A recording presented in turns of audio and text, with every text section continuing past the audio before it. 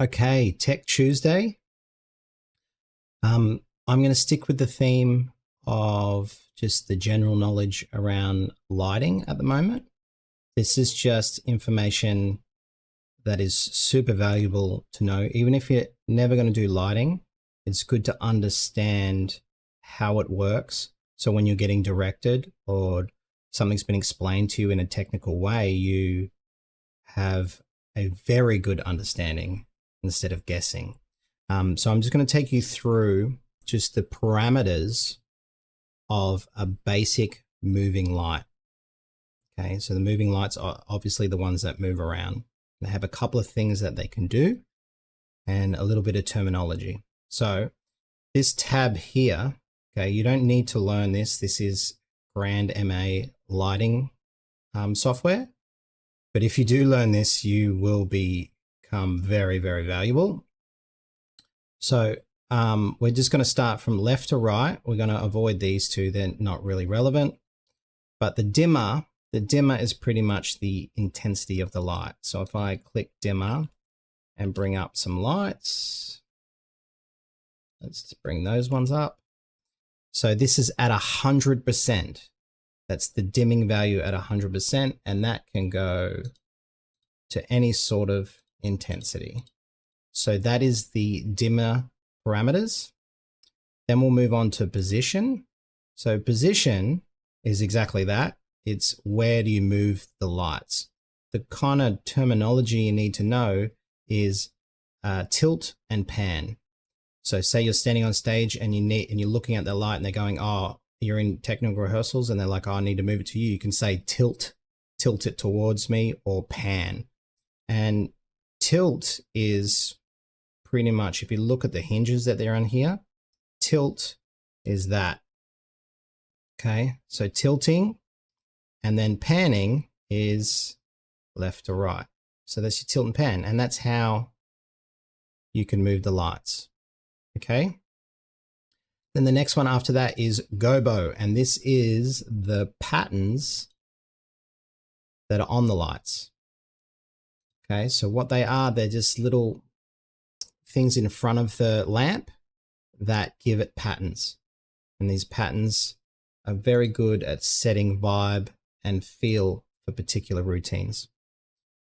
So if you're ever looking for something special, something to connect with the music, if you are in a situation that you're designing lights, gobos are a go-to there. See that? Gobo, go-to. Okay, so then after gobos, there is color. Okay, so that's pretty obvious. You've got your colors. Just understand with color, that some colors will work better than others depending on how much white value it has in the light. So you might picture, I'm going to use this color and it's going to pop, and it just won't. So you'll just see like these reds and stuff, beautiful to use on stage, but just be aware that if you use them in certain ways, they're not going to be very strong.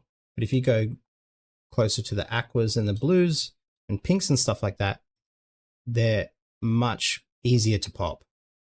So it's just light theory, which is another subject. Anyway, we'll keep it purple.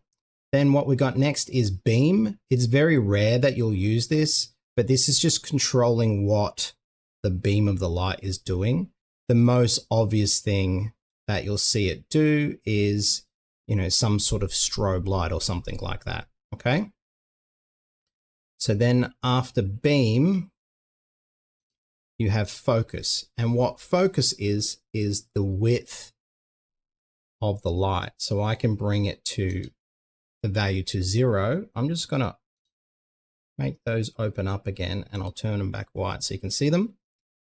So this is narrow. So this would be the smallest that this particular light can go to. There is other moving lights that can go right down to like they call them Sharpies, which is just like a really tight beam. Okay. Which is super cool. Not very good for dance, but they're pretty cool looking. Okay, so that is narrow, but you can go all the way to wide and turn it into almost a wash, which we'll talk about other sets of lights in another video. but that's your width. And you can choose all sorts of different depending on what you're trying to do. This is really valuable when you're doing some sort of special or some sort of spotlight on a featured person. Okay, and then that's it. So that's your focus. Excuse me. So we have dim, which is your intensity, position, tilt and pan, gobo, patterns on the stage, color, learn color theory. It's really, really important.